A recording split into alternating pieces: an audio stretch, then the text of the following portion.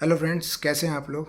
जानता हूँ आप लोग बहुत अच्छे तो नहीं हैं, क्योंकि इस समय देश में बहुत कुछ चल रहा है। एजुकेशन सिस्टम पूरी तरीके से इस समय बहुत डैमेज है। उसको सुधार की ज़रूरत है, उसको ठीक करने की ज़रूरत है, जिसके लिए ऑलरेडी कि पूरे देश में और ख़ास करके दिल्ली में प्रोटेस्ट चल रहे हैं। सुधार ज़रूरी है क्योंकि हमारे सिस्टम ख़राब है।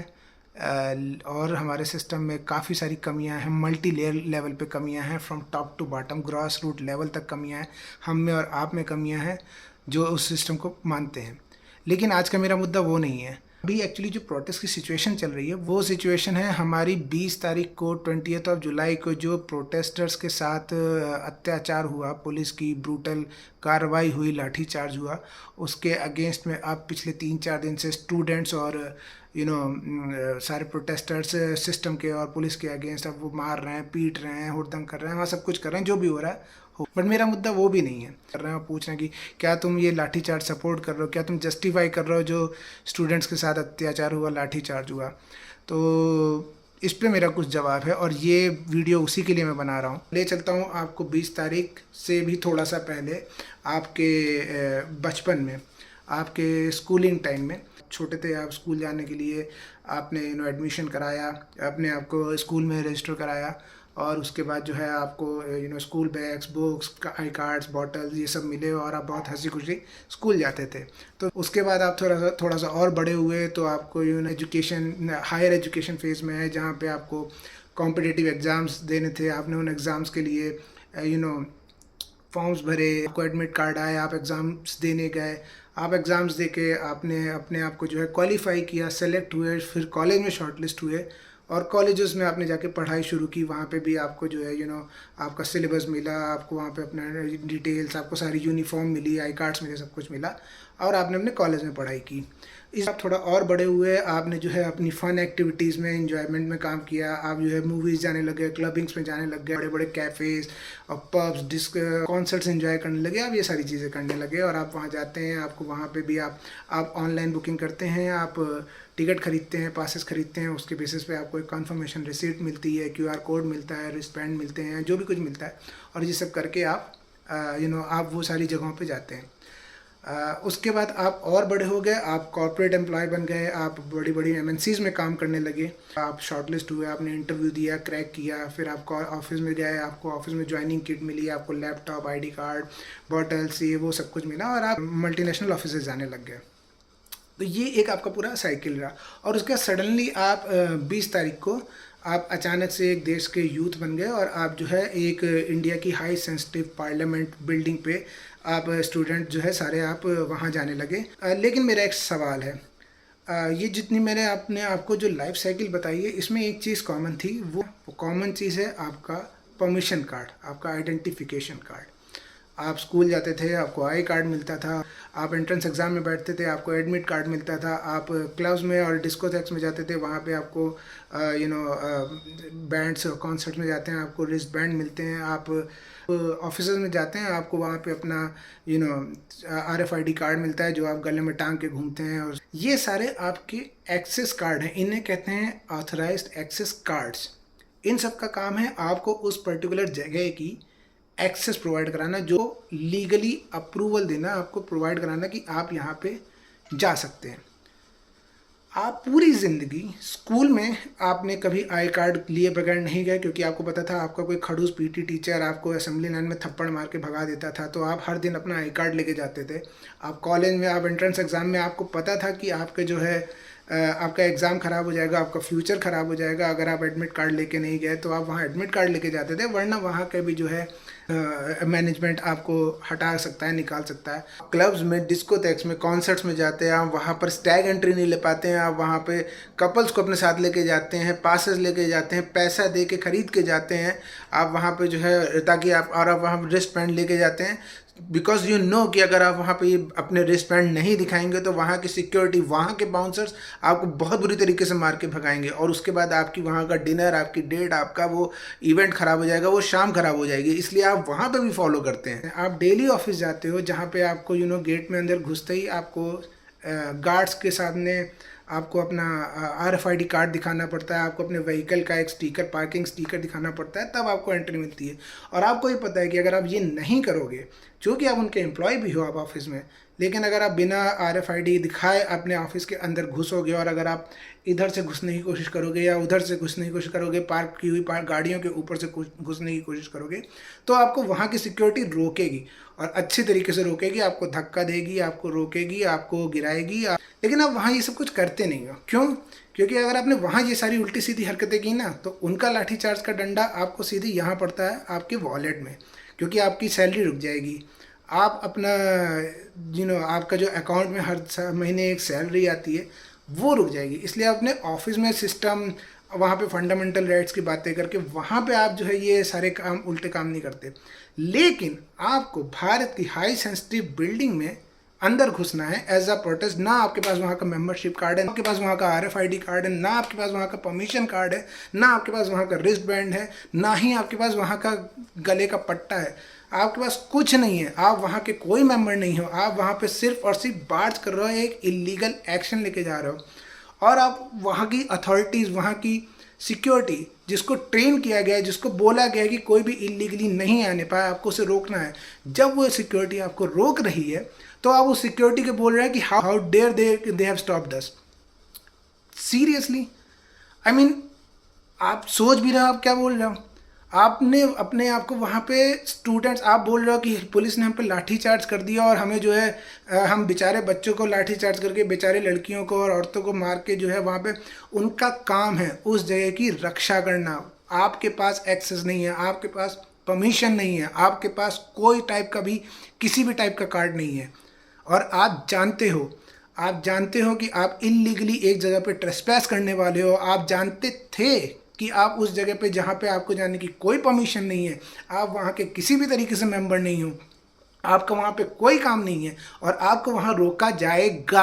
आप सब जानते थे, लेकिन आपने 2 दिन पहले आपने और आपके सपोर्टर्स ने फिंगर क्रॉस, सब कुछ अच्छा हो जाए, ऐसे टाइप के स्टेटस भी डाले हैं। आप लोगों ने खुद से जानबूझ के भड़का के, एक दूसरे को चाबी लगा के, आप सब लोगों ने एक इलीगल एक्ट में एक दूसरे का साथ दिया है। और फिर आपने क्या किया?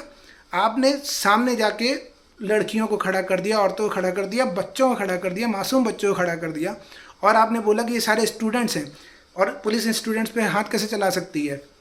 Very good, well played card. But student only as a student in your office, in your schools, institutions जहाँ पे आप पढ़ते हो। अगर प्लेयर हो तो आप सिर्फ प्लेयर अपने स्पोर्ट्स फील्ड में हो। अगर आप एम्प्लॉय हो तो आप अपने सिर्फ ऑफिस की बाउंड्रीज के अंदर एम्प्लॉय हो। अगर आप डॉक्टर हो तो आप सिर्फ अपने हॉस्पिटल एनवायरनमेंट में डॉक्टर हो। अगर आप डांसर हो तो आप अपने परफॉर्मेंस स्टेज में डांसर हो।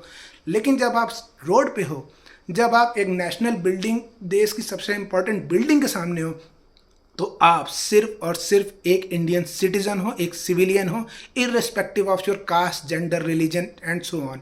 और आप स्टूडेंट्स नहीं हो, आप एक एम्प्लॉय हो, एक पेरेंट हो, एक इन्फ्लुएंसर हो, आप एक लीडर हो, आप सब कुछ हो। आप सब लोग रोड पे खड़े हो चुके हो अपने अपने आप को अलग अलग ट्रेड से आने के बाद स्टूडेंट्स का कार्ड खेलते हुए आप अपने आप को सिंपैथी लेने की कोशिश कर रहे हो। आप हो इन्फ्लुएंसर, आप हो एक कॉर्पोरेट एम्प्लॉय, और रोड में आप प्रोटेस्ट में ज्वाइन करने के बाद कह रहे हो कि मैं एक स्टूडेंट हूँ, मुझे मारा क्यों गया है। आप हो एक फिल्म एक्टर और आप रोड पे जाके उस प्रोटेस्ट के बीच में अपने आप को कह रहे हो कि मुझे क्यों मारा गया, स्टूडेंट्स को क्या मारा गया। डूड, आप इनमें से कुछ नहीं हो। आप वहाँ पे स्टूडेंट कार्ड चलाते हो, सॉरी बॉस, आप गलत जगह अपना कार्ड चला रहे हो। आप अपने स्कूल में, आप स्टूडेंट्स अपने स्कूल और कॉलेज में ही थे। आप यहाँ पर एक सिर्फ और सिर्फ एक इंडियन सिटीज़न हो, और इंडियन सिटीजन्स को रोकने के लिए, इंडियन सिटीजन जो स्टूडेंट्स के भेस में एक बड़े से मॉब के बीच में, जो mob, it can be a right mob, it can be a गुंडों का मॉब, उस मॉब के बीच में आप घुस के अंदर घुसने की इलीगल प्रैक्टिस कर रहे हो। और आप जानते हो कि वहाँ के रेपरकशंस क्या होंगे, लेकिन उसके बाद भी आप वहाँ घुसे हो, जिसके लिए उनके पास पूरी अथॉरिटी थी आपको रोकना, आपको धक्का देना, आपको गिराना और आप पे लाठीचार्ज करना। और अगर आप फिर भी नहीं मानते, आप प्राउडली बोल रहे हो कि हमने पहला बैरिकेड तोड़ा है, दूसरा बैरिकेड तोड़ा है और तीसरे तक नहीं पहुँच पाए, उन्होंने हम पे बंदूक तान दी है। डूड, बैरिकेड्स लगे हैं, they are high security barricades, they are not a soft barricade जिसको आप तोड़ के निकल सकते हो। उनको तोड़ के निकल रहे हो। आप सामने वाले को पूरी अथॉरिटी ऑलरेडी दे चुके हो कि वो आप पे एक्शन ले सके, और आप उसके बाद जस्टिफाई कर रहे हो और लोगों से सिंपैथी एक्सपेक्ट करते हुए फिर रहे हो। अब आप क्या कर रहे हो? अब आप और कुछ कर रहे हो, अब आप और भड़क रहे हो, अब आप लोगों को मार रहे हो और रिवेंज ले रहे हो, एन आई फॉर एन आई के एटीट्यूड से आगे बढ़ रहे हो और आप प्राउडली कह रहे हो कि अब हमारा गुस्सा भड़क चुका है। क्यों? क्योंकि ये सारा एक रिएक्शन है पुलिस के उस एक्शन का। पुलिस का जो एक्शन था वो भी एक रिएक्शन था आपके एक्शन का, आपके इलीगल एक्शन का, जो आप प्रोटेस्ट के आड़ में इलीगल मार्च करते हुए उनकी पर स्पेस में अंदर ट्रेसपैस करते हुए घुसे थे। अभी जो आप कर रहे हो आज की डेट में, वो एक सिर्फ एक रिएक्शन है, रिवेंज है, एन आई फॉर एन आई है कि तुमने मुझे मारा, अब मैं तुम्हें मारूंगा और सिस्टम को पलटा दूंगा, संसद को जला दूंगा, ये कर दूंगा, उखाड़ फेंकूंगा। नहीं, it doesn't justify all your act. शुरुआत आपने की है, आपने ही सबसे पहले एक इलीगल एक्शन जानबूझ के लिया है। आप जानते थे, आप जिद में कि हमें तो सिर्फ जाना है, हमें तो सिर्फ करना है, आप एक जिद में आगे बढ़ते गए हो। तो बॉस, जिद का कोई समाधान नहीं होता। आप बच्चे हो और आप जिद कर रहे हो तो आपके पेरेंट्स आपको मारेंगे। अगर आप बड़े एडल्ट हो तो आपका बच्चा जिद करेगा, आप उसे रोकोगे। और अगर आप यही सारी जिद रोड पे लेके आओगे तो पुलिस अथॉरिटीज़ आपको रोकेंगी, सिस्टम आपको रोकेगा, गवर्नमेंट आपको रोकेगी। और अगर आप उस रोकने को एक सिंपथाइज फॉर्म में यूज़ करोगे और उसके बाद एक दूसरा कमिट एक्शन करोगे, लॉ एंड ऑर्डर ब्रेक करोगे, that doesn't justify your act at all. तो सबसे पहली बात, अगर आप जो सिस्टम को जो है फिक्स करने बैठे थे, उससे पहले आप एक चीज़ फिक्स करो, वो है realization system, self realization system, जो कि आप लोग नहीं कर रहे हो कि आप लोगों ने क्या गलती की है, आप लोगों ने क्या क्राइम किया है, आप लोगों ने क्या इलीगल एक्ट किया है। आप लोग वेस्टर्न कल्चर में बहुत चलते हैं, तो आपको ही पता होगा कि किसी वेस्टर्न कंट्रीज़ में यूएस, जापान, अमेरिका, रशिया में इलीगल ट्रेसपैस करने का क्या पनिशेबल ऑफेंस होता है और उसके अगेंस्ट क्या एक्शन लिया जा सकता है। थैंक गॉड आप लकी हो कि आपने इंडिया में ये इलीगल एक्ट किया है और आप पे सिर्फ लाठियाँ चली हैं। अगर आप कहीं वेस्टर्न कंट्रीज़ में ये काम करते तो आप पे क्या क्या चलता है, यू ऑलरेडी नो दैट। आपके पास क्या नहीं था? आपके पास ये नहीं था, आपके पास एक्सेस नहीं था उस जगह का, आपके पास परमिशन नहीं थी, लेकिन आप बिना परमिशन के कहीं घुसे हो और उन्होंने आपके उस इलीगल एक्ट को रोकने के लिए अपना ट्रेंड, अपने with in their limitation, with in their professional boundaries उन्होंने जो एक्ट किया वो उन्होंने अपने दायरे में रह के ही काम किया है। अब गलती किसने की है ये आप खुद डिसाइड करो। और अगर आप डिसाइड नहीं कर सकते हो तो ये वीडियो ले जाके अपने पेरेंट्स को दिखा दो, अपने दोस्तों को दिखा दो, अपने भाई बहनों को दिखा दो और साथ में ग्रुप में डिसाइड करके पूछो कि यहाँ गलती किसकी है, किसने पहली गलती की है और पहली गलती के बाद सामने वाले ने एक्शन लिया है। तो अगर तुम्हारा अभी का रिएक्शन जस्टिफाइड है पुलिस के उस एक्शन का, तो पुलिस का भी वो रिएक्शन जस्टिफाइड है आपके उस इलीगल एक्शन का। इसलिए रुक जाओ, संभल जाओ, होश में आओ। इस सेंसिटिव मुद्दा है, आपको सिस्टम चेंज करना है। एजुकेशन सिस्टम में बहुत कमियां हैं, बहुत सारे सिस्टम में बहुत सारी कमियां हैं, सबको धीमे धीमे ठीक करना होगा। लेकिन एक प्रोसेस, एक रूल्स एंड रेगुलेशंस के अगेंस्ट आप रूल नहीं तोड़ सकते हो। आप सबसे पहले खुद को कंट्रोल करो, अपने आप को फिक्स करो कि आप क्या चूज़ कर रहे हो। आप रूल ब्रेक करना चूज़ कर रहे हो या आप एक जो मेन सेंसिटिव मुद्दा है एजुकेशन रिफॉर्म्स लाने का, सिस्टम की कमियों को दूर करने का, आप उसके लिए कुछ रिस्पॉन्सिबल एक्ट काम कर रहे हो। तब आप किसी से सिंपैथी एक्सपेक्ट करना और तब आप किसी और को बताना कि हमारे साथ अत्याचार हुआ है। मैं सिर्फ इतना यही कह सकता हूँ कि आप लोग सेंसिबल लोग हैं, पढ़े लिखे लोग हैं, आपकी यंग जनरेशन के अंदर बहुत पावर है। उनकी पावर को सही डायमेंशंस में लगाएं, उनको पहले तो सही और गलत का फ़र्क बताएं, उन्हें लॉ एंड ऑर्डर और रूल्स फॉलो करने का तरीका बताएं, उन्हें दायरे में, प्रोसेस में, बाय द बुक्स फॉलो करना सिखाएं और उसके बाद उन्हें बताएं कि कैसे चीज़ों को ठीक किया जा सकता है। क्योंकि ये सिर्फ यहाँ के लिए ज़रूरी नहीं है, आपके खुद के और आपके खुद के सराउंडिंग, पर्सनल सराउंडिंग के लिए भी ज़रूरी है। तो पहले आप खुद पे काम करें और अपने आसपास के लोगों पे काम करें। फ़िलहाल के लिए मेरे पास यही है कहने को। आप सही रास्ते पे जाएं, ऑल द बेस्ट, जीतें, आगे बढ़ें। बाकी सबके लिए जय श्री राम, वंदे मातरम।